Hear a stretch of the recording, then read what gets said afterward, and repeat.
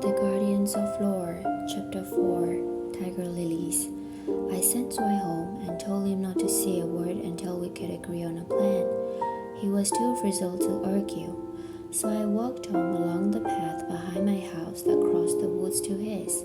I had no choice but to head inside. When I slid the back door open, I saw my mom and the man in the bow tie sitting in the living room. She sat smiling by the fireplace, and he sat in the flowery love seat closer to the front door, taking up most of it with his long, skinny frame. His tall legs were bent at sharp angles to both sides, just like his elbows. My mom and the man were mid-conversation when I walked in. I saw him notice me from the corner of his eye, but he kept speaking. "They're absolutely beautiful, Mrs. Callum. I don't believe I have seen Lillian Belphiver that vibrant before," said the man as he touched the lilies that were on the table between them. "Oh, you're too nice," said my mom with a giggle. My mom wasn't known for giggling, but flowers were one of her most favorite things in the world. She filled the house with them whenever she could. The most that my dad would say about it was that fake flowers would probably cost less. "Does your son have an appreciation for flowers as well?" the man asked, finally turning to look at me. His blonde hair was pressed firmly against the top of his head, and his pale skin looked almost wet. His grin was toothy, larger than it should be. I felt uneasy. The talking frog had been surprising, odd even, but I preferred it to him. "Ah, there you are. Come have a seat and say hello to Mr. my mom said, stopping for a moment. "What was he again?" "Reem," he finished. "And it's a pleasure to meet you, young man." "Hello," I said. "Well then," my mom whispered happily at hearing my place my hello correctly. "Mr. Reem is from the school board," she projected, "and he's here too." Once again, she wasn't sure how to finish her sentence. "I'm here to speak with you about Miss Weaver's class. We've begun an initiative where we, the board members, speak directly with the students to learn more about their experiences in the school system. We'd like to have an open dialogue between the administration and the children." "I think that's just wonderful," said my mom. She was smiling ear to ear, looking for me to agree. I gave a nod, then waited for someone else to speak. "Mrs. Callum, we found that students tend to be more free and honest with their feelings when their parents can hear.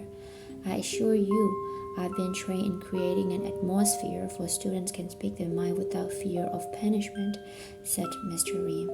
"I see," said my mom. She turned to me and spoke in her unusual kind voice. "I'm going to be right here in the kitchen if you need anything, sweetie. Remember that you can be honest with Mr. Reem and nothing bad will happen, okay?" I nodded. Mr. Reem followed my mom with his eyes as she walked by him to the kitchen. She had been right about his suit. It was a dark blue and, from what I could tell, was fancy and expensive. But his bow tie was what stood out. It was a color yellow that I had never seen before, and I could see why she had mentioned it too. As he moved, the light reflected off of it in every direction. It didn't move like clothes usually do. In fact, it didn't move at all. I also couldn't help but notice that he was taller than my mom, even when he was sitting down. When she left the room, he turned to me abruptly. "Has anything strange happened at school in the past couple of days?" I shook my head, hard and fast. "You can tell me. I'm here to help," he said in a friendly voice. "You see, I didn't tell your mom this because I didn't want to worry her." Now Mr. Reem leaned in closer. His mouth looked larger by a second. I was almost positive that he could eat a whole sandwich in one bite. "There's a," he said, pausing, "person who has been bothering students. Some little birdies told me that perhaps they've been bothering you." Then he gave the largest smile I had ever seen. 2 sandwiches at least. I knew deep down that he meant the frog. That's why she had acted so funny when she heard about his bow tie. Well, what does the person look like? I asked shyly. That's the tricky part, he replied. This person looks to disguise themselves in different ways that might even seem impossible. His mouth was only a foot away now. 3 sandwiches and a side of fries, he continued. They may even be disguised as an animal. My eyes got wide. Mr. Reams got small. You have seen them? Mr. Reams said, trying to hide his excitement. I shook my head defensively. I didn't say that. You did. But you have, haven't you? He said sympathetically. Tell me what happened. It's for your own safety. I didn't know what to believe. What's so dangerous about her anyway? I asked. The moment I said it, I wished that I could take it back. I wished that I could grab the words out of midair and zip them right back into my mouth. But I know that's not how words work. Her, he said. I couldn't look at him. He spoke sharply in a whisper. So it's true. She has come to see you. Tell me why. I shook my head. Why did she choose to reveal yourself to you? Why you, tell me, he demanded. It was nothing, I answered despite myself. I was just... You were just what? He prodded. I was confused, but I knew beyond a doubt that I did not want to tell him anything more, and I was not going to make the same mistake twice. I was just catching frogs in the woods and Zwei, and we didn't know it was a special frog and we caught it by accident. I swear, and she begged us to let her go, so we did, I said in one breath. Mr. Reams sat back in his seat and listened to me ramble on, and she wanted nothing to do with us and made us promise not to tell anyone about her. And, am I in trouble? I asked, pretending to cry.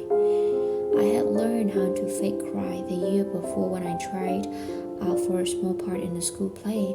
As it turned out, the role of weeping willow wasn't even a speaking part. It's just a tree, not crying required. Still, after 40 minutes of standing up on the stage, not being allowed to move, I cried a little anyway.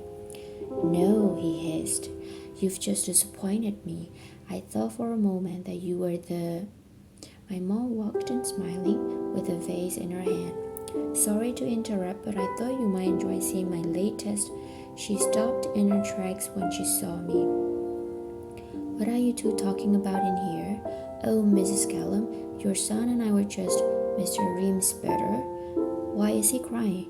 My mom asked more forcefully. She rushed to my side to console me. It's nothing, Mr. Ream pleaded. Sometimes these talks can be emotional, and if you wouldn't mind me asking just a few more questions. The tears were flowing more freely now. I had become the weepiest willow in the world. I would mind, she said firmly, and if you like to keep your job, you will leave right now.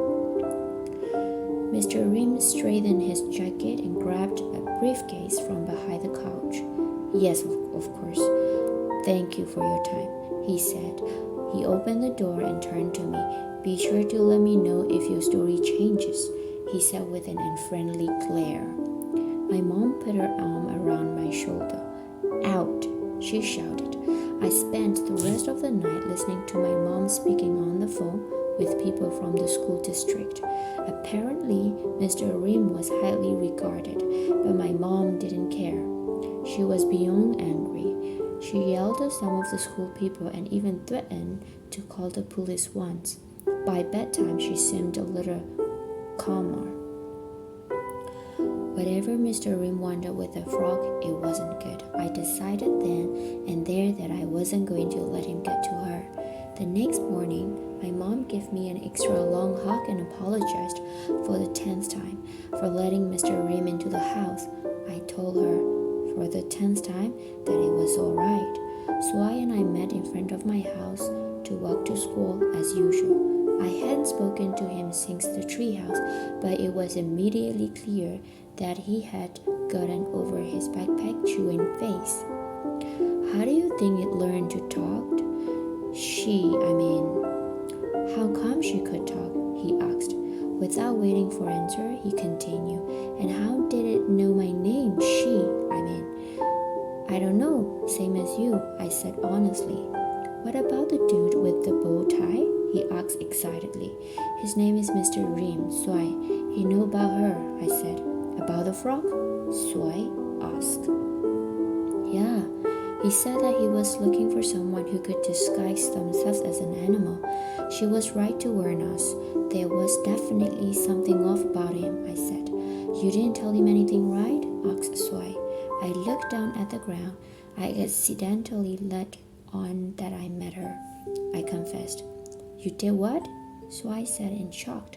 I didn't mean to. It came out by accident, and then Mr. Reem grilled me on why she had come to talk to me. Apparently, it's a big deal that she did. So what'd you do? Draw him a picture of it and tell him anything? Are you recording this conversation for him right now? My brothers say if you're wearing a wire, you have to tell me, Swai said angrily. No, quit being silly, Swai. I told Mr. Reem that we were catching frogs, found her by accident, and let her go. Oh, okay. That's not bad actually, Swai said. Thanks, I said it with my head still hanging. And if he looks into it at all, the story will check out since I do love catching frogs. In fact, I should catch a few extra this week, just to be safe. So, what now? Swai asked. I really don't know, but we need to find out why that frog's here and why Mr. Reem is after her, I answered. I'm in, said Swai. I would take a frog in glasses over a man in a bow tie any day. It felt good to have Swai on my side. We'll figure this out together, he said, patting me on the back.